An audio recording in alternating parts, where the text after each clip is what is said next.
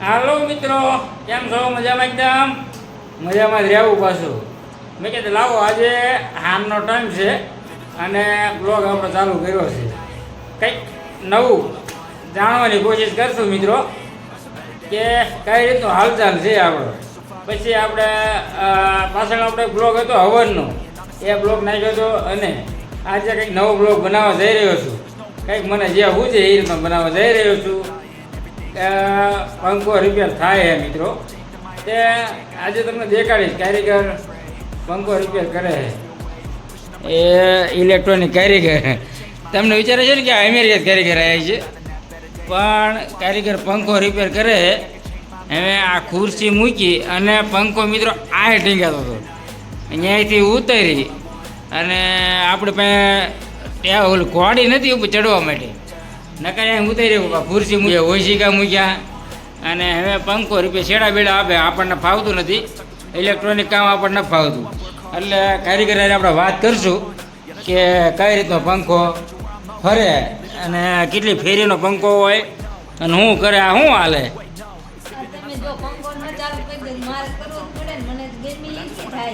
બરોબર, ગરમીનો પંખો ફિટ કરે છે ઉનાળાની. આ ધમધમતો તડકો ને એટલે પંખો ફિટ કર્યો. તો ઓલા આ પંખાનું શું થયું હતું? વીજળીનો ઝટકો આવ્યો હતો મિત્રો અને ઝટકામાં બળી ગયો પંખો. તો આપણે લોસ નુકસાની જઈ છે ફૂલ. અને કઈ રીતના છેડા ખબર પડે છે કે પછી ઊંધા ઠોક્યા? અમારા ગુજરાતીને મિત્રો તમને ખબર હોય કે આપણે શુદ્ધ ગુજરાતી બોલી ઊંધા જીક્યા છેડા, ઊંધા આગી છે. હવળા છેડા આપ્યા છે કે ઊંધા થોડા હોય. એટલે બોલ, અને શું કરેશ તું? બોલ ખુલશે બરોબર. અને એ પંખો ફરશે એવું પાકું હે?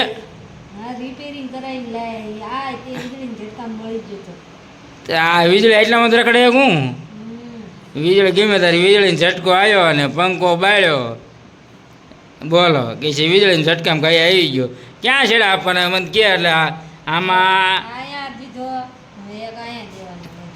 આમાં કોઈક આપણે વાયરિંગવાળા મિત્રો કારીગર હોય તો કહેજો કે આ બરોબર પંખો ચાલુ કરે ને છેડા ઊંધા આપે ને વળી પંખો બળી જાય, વળી પાછો લોસ જાય આપણે અને પાછી નુકસાની આવે. મેં કીધું તો હવે રેડી ફિટ થઈએ છીએ. આ પાંખડા બાંકડા બધું ફિટ થઈ જાય છે.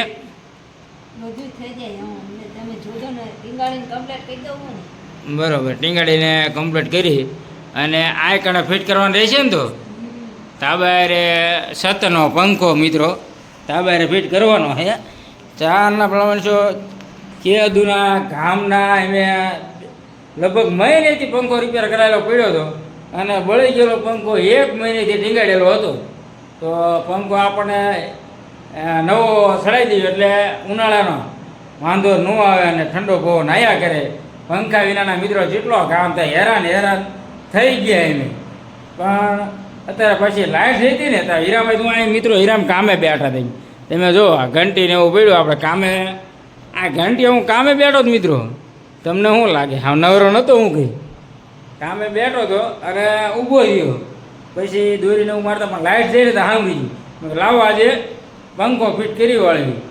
હે મિત્રો લગભગ પંખો ફિટ થઈ ગયો છે અને તમે જોયું આપણે હીરાની ઘંટીને કામે બેઠા ઉનાળાનો પંખો ફિટ કર્યો ને આવું અવારનવાર કામકાજ આપણું હાલતું હોય છે મિત્રો.